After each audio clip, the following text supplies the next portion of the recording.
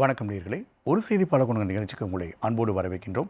இன்றைய நிகழ்ச்சியில் நம்மோடு கல்வியாளர் திரு மாறன் அவர்கள் இணைகிறார். அவரை வரவேற்று நிகழ்ச்சி செல்லலாம். வணக்கம் சார். வணக்கம். கடந்த ஒரு 4-5 நாட்களுக்கு முன்பாக யூஜிசி ஒரு முக்கியமான அறிவிப்பை வெளியிடுகிறது. உயர்கல்வி நிறுவனங்களில் 3வது மொழி கற்பிக்கப்பட வேண்டும் அப்படின்னு அறிவிச்சிருக்காங்க. இது அரசினுடைய முடிவு மாணவர்களுக்கு பலமா பாரமா அப்படின்றத இன்றைக்கி ஒரு தலைப்பாக நம்ம வச்சுருக்கோம் சார். ஏற்கனவே பள்ளிகளில் ஹிந்தியை புகுத்த வேண்டும் என்ற ஒரு அடிப்படை கொள்கை வைத்திருக்கிறார்கள் என்ற எதிர்க்கட்சி விமர்சனங்கள் தெரிவித்தது. அரசும் இதற்கு எதிர்ப்பு தெரிவித்து தேசிய கல்விக் கொள்கையை உள்ளே கொண்டு வர மாட்டோம் அப்படின்னு ஒரு விஷயம் வந்தாங்க. இன்றைக்கி உயர்கல்வி நிறுவனங்களையும் 3வது மொழி கற்க வேண்டும் அப்படின்ற ஒரு விஷயம் எடுத்துகிட்டு வரும்போது இதை நம்ம எப்படி புரிஞ்சுக்கிறது சார்? அதாவது இது ஒரு நேஷ்னல் எஜுகேஷன் பாலிசி 2020 தான். மல்டி லிங்குவிஸ்டிக்ஸ் லாங்குவேஜ் அப்படிம்பாங்க. அதை கொண்டுட்டு வரதுக்காக, ஏன்னா அவங்க பாலிசியை இம்ப்ளிமெண்ட் பண்ணிட்டாங்க. இன்ட்ரொடியூஸ் பண்ண பிறப்பாடு அதை இம்ப்ளிமெண்டேஷன் பண்ணணும். அந்த இம்ப்ளிமெண்டேஷனோட அடுத்த ஸ்டேஜ் தான் 3 லாங்குவேஜஸ் ஃபார்முலா அப்படின்னு சொல்கிறாங்க. இது நாட் ஓன்லி ஸ்டூடெண்ட்ஸு, அவங்க சொல்லியிருக்கிறத அதில் கிளியராக சொல்லவே இல்லை. ஸ்டூடெண்ட்ஸ் மட்டும் தான் சொன்னாங்க. இன்றைக்கி டீச்சிங்கும் பார்க்கணும், நான் டீச்சிங்கும் படிக்கணும் அப்படிங்கிறாங்க. அது எந்த அளவுக்கு சாத்தியக்கூறாக இருக்குன்னு தெரியல. ஏன்னா இன்றைக்கி ஸ்கூல்லேயே நம்ம தமிழ்நாடு மட்டும் இல்லை, கர்நாடகாவும் எதிர்க்க ஆரம்பிச்சிட்டாங்க, மகாராஷ்டிராவும் எதிர்க்க ஆரம்பிச்சிட்டாங்க, கேரளா ஆல்ரெடி இதாக இருக்கிறாங்க. பல ஸ்டேட்ஸ் என்ன பண்ணுறாங்கன்னாக்கா ட்ரிபிள் லாங்குவேஜ் ஃபார்முலா அப்போஸ் பண்ணுற நிலையில் இது ஹையர் எஜுகேஷன் இன்ஸ்டிடியூஷன் மூலிமா கொண்டுட்டு வரலாம் அப்படிங்கிறது எந்த அளவுக்கு சாத்தியக்கூறு இருக்குன்னு தெரியல. ஏன் அப்படின்னு சொன்னோம்னா, உங்களுக்கு லாங்குவேஜ் அப்படின்னாக்கா இன்றைக்கி நம்ம சாதாரண ஒரு ஸ்டாட்டிஸ்டிக்ஸ் நீங்கள் எடுத்து பாருங்களேன். லாங்குவேஜ்னு பார்க்கும்பொழுது இன்றைக்கி ஸ்கூலாக இருக்கலாம் சரி, காலேஜாக இருக்கலாம் சரி, எந்த அளவுக்கு மாணவர்கள் அதற்கு இம்பார்ட்டன்ஸ் கொடுக்குறாங்கன்னு நம்ம பார்க்கணும். அப்படின்னா அவனுடைய ஸ்கோர், இப்போ நீங்கள் என்னென்னாக்கா அவனுக்கு 9 அவனுக்கு சிஜிபி என்ன சிஜிபி எடுக்கிறான், ஒரு 70% எடுக்கிறானா, 80% எடுக்கிறானா, 90% எடுக்கிறானா, இன்னும் +2 படிக்கிற பசங்க, +1 படிக்கிற பசங்க லாங்குவேஜுக்கு இம்பார்ட்டன்ஸ் கொடுத்து படிக்கிறானா, அதுக்கடுத்து அவனுடைய ஃபிசிக்ஸ் கெமிஸ்ட்ரி, அவனுடைய பயாலஜிக்கோ இல்லை காமர்ஸு இல்லை அக்கௌண்டன்சி எக்கனாமிக்ஸுக்கு இம்பார்ட்டன்ஸ் கொடுக்குறாங்களா அப்படின்னு நம்ம பார்த்தோம்னா, இவங்களுக்கு கொடுக்குறது 25% தான் கொடுப்பாங்க. ஏன்னா எனக்கு லாங்குவேஜ் தான், இது எனக்கு ஒரு லாங்குவேஜ்னு எனக்கு தெரிஞ்சால் போதும் அப்படின்னு சொல்லுவாங்க. அவங்களுடைய கோர் சப்ஜெக்ட்ஸை இம்பார்ட்டன்ஸ் கொடுப்பாங்க. அதே போல் நீங்கள் ஹையர் எஜுகேஷனில் நீங்கள் அண்டர் கிராஜுவேட்ஸ் டிகிரியில் நீங்கள் படிக்கும்பொழுது பார்த்தோம்னாலும் மாணவர்கள் லாங்குவேஜுக்கு அதிக அளவுக்கு இம்பார்ட்டன்ஸ் கொடுக்கறதே கிடையாது. ஏன் அப்படின்னாக்கா அவங்க மீடியம் ஆஃப் டாட் இங்கிலீஷ்னு வரும்பொழுது, ரைட் ஃப்ரம் கிண்டர் கார்டன்லேருந்து அவன் ஹையர் எஜுகேஷன் வரையும் அவன் மீடியம் ஆஃப் டாட் இங்கிலீஷ்னு வரும்பொழுது அவன் லாங்குவேஜ் பெரிய பொருட்டாக படுத்துறதே கிடையாது. ஏன்னா அவனுக்கு எல்லாமும் வருது. லாங்குவேஜில் நம்ம கல்ச்சரை வேணால் கற்றுக்கலாம், நம்மளுடைய கலாச்சாரத்தை கற்றுக்கலாம், நம்மளுடைய சிஸ்டம்ஸ் கற்றுக்கலாம், நம்மளுடைய வேல்யூஸ் கற்றுக்கலாம், அது எல்லாம் வரும். அது ஒரு பார்ட்டு. இது மார்க்ஸ் ஓரியன்டாக பண்ண மாட்டாங்க. அவங்க மைண்ட் ஓரியன்டாக கொஞ்சம் லேர்னிங் இருந்தால் போதும்னு நினைக்கலாம். அப்படி தான் நினைப்பாங்க. அதனால் ஸ்கூல்லையோ காலேஜ்லேயோ இதுவரையும் லாங்குவேஜுக்கு அந்தளவுக்கு இம்பார்ட்டன்ஸ் கொடுக்காதவங்க 3வது லாங்குவேஜ்னு ஒன்று கொடுக்கும்போது எந்தளவுக்கு இம்பார்ட்டன்ஸ் கொடுப்பாங்கன்னு அந்தளவுக்கு தெரியல. வாய்ப்புகள் ரொம்ப கம்மியாக தான் இருக்கும். இன்னொன்று டீச்சர்ஸ் நீங்கள் ரெடி பண்ணுறது ஒரு சாதாரண ஒரு விஷயம் கிடையாது. டீச்சர்ஸ், ஏன்னா இன்றைக்கி நம்ம எல்லாமே டீப் டெக்னாலஜிஸ் நம்ம பேசிகிட்டு இருக்கோம். டீப் டெக்னாலஜிஸ் போகும்பொழுது நீங்கள் ஏஐ, ஜென் ஏஐ இருக்கலாம், இல்லை ஏஐ ஆர்டிஃபிஷியல் இன்டெலிஜென்ஸ் நம்ம பேசிகிட்டு இருக்கோம், டேட்டா சயின்ஸ் பேசிகிட்டு இருக்கோம், ஐஓடி பேசிகிட்டு இருக்கோம், சைபர் செக்யூரிட்டி பற்றி பேசிக்கிட்டு இருக்கோம். இந்தமாரி டீப் டெக்னாலஜியை நம்ம எஜுகேஷன் இன்ஸ்டிடியூஷனில் ஸ்டூடெண்ட்ஸுக்கு அவங்களுடைய அவுட்கம்ஸ் அதிகமாக வரணும், அவங்களுடைய க்ரியேட்டிவிட்டி அதிகமாக இருக்கணும். அதனால தான் நமக்கு படைப்புகள், ஆற்றல்கள் அதிகமாக இருக்கும், ரிசர்ச் அதிகமாக இருக்கும், இனோவேஷன் அதிகமாக இருக்கும், டெக்னாலஜி டெவலப்மெண்ட் அதிகமாக இருக்குங்கிற சூழ்நிலையில் நீங்கள் இன்னொரு லாங்குவேஜை நம்ம கொண்டு போய் வைக்கும்பொழுது அது அவர்களுக்கு பாரமாக தான் தெரியும். ஒரு அடிஷ்னல் லாங்குவேஜ்னு வைக்கும்பொழுது ஒரு பாரமாக தான் தெரியும். அப்படின்னு இருக்கும்பொழுது அவங்களுடைய மெயின் அப்ஜெக்டிவ்ஸ் டிவேட் ஆகிறதுக்கான வாய்ப்புகள் இருக்குது. மாணவர்களுடைய மெயின் அப்ஜெக்டிவ்ஸ் இது ஒரு மேண்டேட்டரி கோர்ஸ், 3 கிரெடிட் கோர்ஸ் அப்படின்னாங்கனாக்க, இதுக்காக அந்த மாணவன் ஒரு செமஸ்டரில் மினிமம் ஒரு 20 ஹவர் 30 ஹவர் ஸ்பெண்ட் பண்ணுற மாதிரி இருக்கும். அப்படின்னு இருக்கும்பொழுது அவனுடைய கோர் எய்ம் என்ன நினைச்சாரோ, அவர் டீப் டெக்னாலஜியாக இருக்கலாம், இல்லை அட்வான்ஸ் லேர்னிங்காக இருக்கலாம், இல்லை அப்ளிகேஷன் ஓரியன்டாக லேர்னிங்காக இருக்கலாம், இது எல்லாமே கொஞ்சம் டைவர்ஸ் அண்ட் அட்டென்ஷன்ஸ் டைவர்ஸ் ஆகும். அவருடைய அப்ஜெக்டிவ்ஸ் ஃபுல்ஃபில் முடியாது. இன்னும் நமக்கு டீப் டெக்னாலஜிஸ்க்கு தேவையான எக்ஸ்பர்ட்ஸு, டீச்சர்ஸு இன்னும் ரொம்ப ஸ்கேர்சிட்டியாக இருந்துகிட்டு இருக்காங்க. இது லாங்குவேஜ் அப்படிங்கிறது ஆல் ஓவர் இந்தியாவில் பார்த்தோம்னாக்க ஒரு ஸ்டேட்டு இன்னொரு ஸ்டேட்டு ஒரு லாங்குவேஜ் டீச்சர்ஸ் ரொம்ப கஷ்டமாக இருக்காங்க. இன்னும் சொல்லப்போனால் என்ஜினியரிங் இன்ஸ்டிடியூஷனில் தமிழ் சொல்லிட்டாங்க. தமிழ் சொல்லும்பொழுது தமிழ் டீச்சர்ஸ் ரொம்ப ஸ்கேர்சிட்டியாக இருக்கிறாங்க என்ஜினியரிங் தமிழ்நாட்டில். அதே ஒரு எக்ஸாம்பிளே நம்ம சொல்ல, ஒரு ஹிந்தி ஆல் ஓவர் இந்தியாவில் கொடுக்குறோம் அப்படின்னாக்க எந்த அளவுக்கு நமக்கு ரிசோர்ஸ் இருக்குன்னு நம்ம பார்க்கலாம். இல்லை ஒரு மராட்டியை கொடுத்தோம்னாக்க எந்த அளவுக்கு ரிசோர்ஸ் இருக்குன்னு பார்க்கலாம். ஒரு கன்னடத்தை கொடுத்தோம்னா எந்த அளவுக்கு ரிசோர்ஸ் இருக்குன்னு பார்க்கலாம். அப்போ இது எல்லாமே நம்ம பார்க்கணும். ரிசோர்ஸ் நமக்கு என்ன அப்படின்னு பார்க்கணும். இதற்கு மேலே நான் என்ன சொல்கிறேன்னாக்க, ஒரு பாலிசியை நம்ம ஃபார்முலேட் பண்ணும்போது, ஒரு இம்ப்ளிமெண்டேஷன் பண்ணுறதுக்கு முன்னாடியே ஒரு survey is very very important. ஒரு ஸ்டூடெண்ட்ஸ்கிட்ட அவன் தான் எக்ஸிக்யூட்டர், அவன்கிட்ட தான் எக்ஸிக்யூட் பண்ண போகிறீங்க. ஒரு ஸ்டூடெண்ட்ஸ், ஒரு டீச்சர்ஸ், ஒரு நான் டீச்சிங் ஸ்டாஃப், இந்த மாதிரி கவர்மெண்ட் வந்து ஒரு ப்ரொபோசல் இருக்குது, ஒரு பாலிசி இருக்குது, இதை நாங்கள் இம்ப்ளிமெண்டேஷன் பண்ண போகிறோம், வாட் அபவுட் யுவர் வியூஸ்? அந்த பாலிசியை வந்து நீங்கள் சர்வே எடுத்து, சர்வேவில் வந்து அவங்க ஒப்பீனியன் சர்வே எடுத்து அதனுடைய மெஜாரிட்டிஸ் டிரான்ஸ்பரண்ட்டாக நம்ம வந்து எந்த அளவுக்கு மாணவர்கள் இதை வந்து அக்செப்ட் பண்ணுறாங்க அப்படிங்கிறத வச்சு நம்ம கொடுத்தோம்னாக்க எந்த ஒரு பாலிசியும் வந்து சக்ஸஸ் ஆகும். ஏன் இதை சொல்கிறேன்னா, any developed countries, any type of policies, எந்த பாலிசியாக இருந்தாலும் பப்ளிக்கிட்ட கொடுத்து அதை ஒப்பீனியன் வாங்கி அதனுடைய அக்செப்டன்ஸ் இருந்தால் மட்டும்தான் அவங்க அதிகமாக செய்வாங்க, இல்லைன்னா செய்ய மாட்டாங்க, செய்யறதுக்கான வாய்ப்புகள் இல்லை. அதனால் பல ப்ராக்டிக்கல் இஷ்யூஸ் இருக்குது, இதில் பல ப்ராக்டிக்கல் இஷ்யூஸ் இருக்குது. இதை எந்த அளவுக்கு யூஜிசி சக்ஸஸ்ஃபுல்லாக கொண்டுட்டு போகிறாங்கன்னு தெரியல. பட் NEPயில் 2020 வைக்கும் பொழுது அவங்க செய்யணும்னு நினைக்கிறாங்க, அதான் வேறு ஒன்றும் இல்லை. அதே வேளையில் இங்கே யூஜிசியோட செயலாளர் மனிஷ் ஜோஷி சொல்லும்போது என்ன சொல்கிறாருன்னா, ஆங்கில ஆதிக்கத்திலிருந்து இப்போ வந்து பாரத மொழிகளுக்கு இது மாற்றப்படுகிறது அப்படின்னு சொல்கிறாங்களே, அதை நம்ம எப்படி புரிஞ்சுக்கிறது? கண்டிப்பாக இது வந்து நம்ம வந்து எங்கேயோ நம்ம டைவர்ஷன் பண்ணி கூட்டிகிட்டு இன்றைக்கி நம்ம அட்வான்ஸ் டெக்னாலஜி, இன்றைக்கி வந்து பாரத பிரதமராக இருக்கலாம், நம்மளுடைய சீஃப் மினிஸ்டர், ஆனரபிள் சீஃப் மினிஸ்டராக இருக்கலாம், இன்றைக்கி எல்லாமே டெக்னாலஜி டெவலப்மெண்ட் பற்றி பேசுகிறாங்க. நம்மளுடைய ஸ்டூடெண்ட்ஸ் வந்து ஒர்க்கிங் அக்ராஸ் த குளோப். இன்றைக்கி வந்து US எக்கானமி இன்றைக்கி வந்து எக்ஸலண்ட்டாக இருக்குது அப்படின்னா இந்தியனுடைய கான்ட்ரிபியூஷன்ஸ் வெரி வெரி இம்பார்ட்டன்ட்.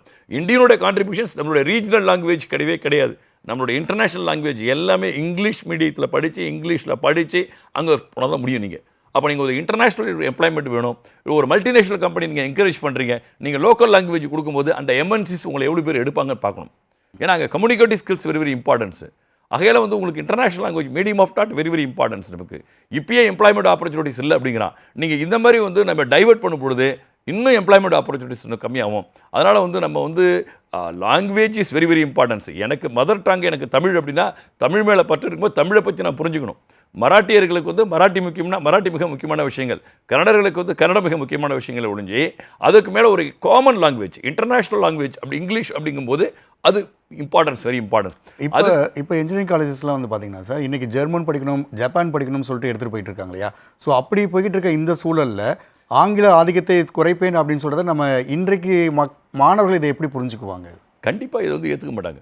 இது ஏற்றுக்கிறதுக்கான சாத்தியக்குறை இல்லை. ஏன்னா இன்றைக்கி நிறைய காலேஜஸ் வந்து இந்த Japanese language, German language, French இதெல்லாம் இம்பார்ட்டன்ஸ் கொடுக்குறாங்க. ஏன்னாக்கா இன்றைக்கி ஜப்பானில் வந்து எக்ஸலண்ட்டான ஆப்பர்ச்சுனிட்டி ஃபார் என்ஜினியர்ஸ். இன்றைக்கி என்ஜினியர்ஸ் அதிக அளவு ஆப்பர்ச்சுனிட்டிஸ் இருக்குது. அப்போ ஜப்பனீஸ் நம்ம கற்றுக்கணும். அப்போ வந்து நீங்கள் தேர்ட் லாங்குவேஜ் சொல்லி உங்களுக்கு preferable language, any foreign language, any Indian language ஒரு இம்ப்ளிமெண்டேஷன் பண்ணால் கூட சாத்தியக்கூறுகள் உண்டு. இன்றைக்கி நிறைய ஹையர் எஜுகேஷன் இன்ஸ்டிடியூஷனில் என்ஜினியரிங் காலேஜஸாக இருக்கலாம், இல்லை யூனிவர்சிட்டிஸாக இருக்கலாம், அவங்களே என்ன பண்ணுறாங்கன்னா இன்றைக்கி ஜப்பனீஸ் கிளாஸ் நடத்துகிறாங்க, ஃப்ரெஞ்சு நடத்துகிறாங்க, ஜெர்மன் நடத்துகிறாங்க, இந்த மாதிரியான மேண்ட்ரியன்ஸ் டீச் பண்ணிகிட்டு இருக்காங்க. அதனால் வந்து அந்த மாதிரியான லாங்குவேஜ் மிக முக்கியமான விஷயங்கள். ஏன்னா அந்த மாதிரி போய்கிட்டு இருக்கும்பொழுது நம்ம மறுபடியும் பேக் ஒரு 20 இயர்ஸ் பேக், 40 இயர்ஸ் பேக் நம்ம பின்னாடி வா, நீ என்னுடைய லாங்குவேஜை நீ கற்றுக்க அப்படிங்கிறது வந்து ஒரு தவறான விஷயங்கள். இருக்கிற சிஸ்டம் நல்ல சிஸ்டம் தான், ஒன்றும் பிரச்சனையே கிடையாது. இருக்கிற சிஸ்டம் நல்ல சிஸ்டம். இதில் வந்து நம்ம இன்னொரு ஒரு லாங்குவேஜை அவங்க இன்ஃப்ளூயன்ஸ் பண்ணால் அவனுக்கு பர்டனாக தான் தெரியும், அது வந்து பலமாக தான் இருக்கும். அது உண்மையிலே இந்த பாலிசி வந்து பலவீனமாக இருக்கும்னு நான் நினைக்கிறது. இப்போ இந்த தேர்ச்சி விகிதங்கள் இருக்குல்ல சார், +2ல் தமிழ் இங்கிலீஷ் படிச்சுட்டு கிளம்புறாங்க, அதுக்கடுத்து ஒரு ஆர்ட்ஸ் அண்ட் சயின்ஸில் சேர்றாங்க. நீங்கள் சொல்கிற மாதிரி அவனுடைய பாடம் எது எடுத்திருக்கானோ அதில் ஒரு இம்பார்ட்டன்ஸ் கொடுக்குறாங்க அப்படி சொல்லும்போது இந்த தேர்ச்சி விகிதங்கள் இப்போ எப்படி இருக்குது சார்? அதாவது மொழி விகித தேர்ச்சி விகிதத்தில், மொழி விகித தேர்ச்சி விகிதங்கள் நம்ம எப்பொழுதும் பார்க்கலாம். நீங்கள் அதாவது ஒரு நீங்கள் சென்டம், ஒரு இங்கிலீஷில் சென்டம்பாங்க, தமிழில் சென்டம் அப்படிம்பாங்க. தமிழில் சென்டம்ங்கிறது வந்து இயர் பை இயர் அது இன்க்ரீஸ் ஆகிட்டே இருக்கும். பட் அது ஆவரேஜ் மார்க் ஸ்கோரில் நீங்கள் பார்க்கணும். நீங்கள் ஏன்னா பசங்க வந்து நீங்கள் ஃபிசிக்ஸ், கெமிஸ்ட்ரி, பயாலஜிக்கு இம்பார்ட்டன்ஸ் கொடுப்பாங்களா, இல்லை இங்கிலீஷ் தமிழுக்கு இம்பார்ட்டன்ஸ் கொடுப்பாங்களா அப்படின்னு தான் பார்க்கணும். அதனால தான் என்ன பண்ணுறான் பசங்க, இங்கிலீஷ் எடுத்துக்கிட்டு நம்ம தமிழே எடுக்காமல் ஃப்ரெஞ்சு எடுக்கிறான். இன்றைக்கி நிறைய ஸ்கூல்ஸ் நீங்கள் ஸ்டாட்டிஸ்டிக்ஸ் எடுத்து பாருங்களேன். நீங்கள் வந்து ஸ்டேட் போர்டு ஸ்கூல் எஜுகேஷனில் யார் ஃப்ரெஞ்சு ஆஃபர் பண்ணுறாங்களோ எனக்கு தமிழ் வேணும் அப்படின்னு சொல்லிட்டு ஃப்ரெஞ்சு ஆஃபர் எடுக்கிறான். எனக்கு அது வந்து ஈஸியாக நான் படிக்கலாம், எனக்கு டைம் ரொம்ப கம்மி, மார்க்கை நான் ஈஸியாக ஸ்கோர் பண்ண முடியும், தமிழை படித்தா எனக்கு மார்க் ரொம்ப கம்மியாக ஆகுது, அதுக்கு நேரம் அதிகமாக செலவிட வேண்டியதாக இருக்குன்னு சொல்லி இந்தமாரி மாணவர்கள் மத்தியில் இதுமாரி குழப்பங்கள்லாம் இருக்குது. இதோட வந்து இன்னொரு லாங்குவேஜ் நம்ம இன்ட்ரோடியூஸ் பண்ணும்போது இன்னும் நிறைய டிஸ்ட்ரக்ஷன் ஆகும், அவனுடைய குவாலிட்டி வந்து கண்டிப்பாக டைலூட் ஆகிறதுக்கான வாய்ப்புகள் அதிகமாக இருக்குது உங்களுக்கு.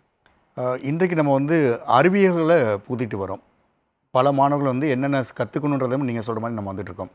அதே வேளையில் நீங்கள் சொல்கிற மாதிரி ஆசிரியர்களுடைய பற்றாக்குறை இங்கே வந்து அதிகமாக இருக்குது. ஏன்னா ஆசிரியர்களுடைய தகுதி தேர்வுகள் இங்கே நிறையா நடத்தி அவங்க குறைச்சிட்டு வரதை நம்ம இங்கே பார்த்துட்ருக்குறோம். அதே வேளையில் இதற்கான ஆசிரியர்கள் கிடைப்பதற்கான அந்த வழிமுறைகளை இந்த யூஜிசி பண்ணியிருக்காங்களா சார்?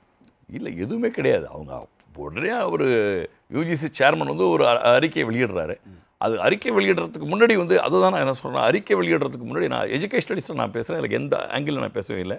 அதனுடைய இன்ஃப்ராஸ்ட்ரக்சர்ஸ் என்னன்னு நம்ம பார்க்கணும், அதனுடைய பாசிபிலிட்டிஸ் என்ன இருக்குன்னு பார்க்கணும், எத்தனை பர்சன்டேஜ் பாசிபிலிட்டிஸ் இருக்கும், அதற்கான இன்ஃப்ராஸ்ட்ரக்சர் இருக்கா, இல்லை ஃபேக்கல்ட்டி ரிசோர்ஸஸ் இருக்கா, இந்த ஹியூமன் ரிசோர்ஸஸ் இருக்கா, அதுக்கு அடுத்தது மாணவர்களுடைய மனநிலைகள் இருக்கா, கற்றோர்களுடைய மனநிலைகள் மிக முக்கியமான விஷயங்கள்.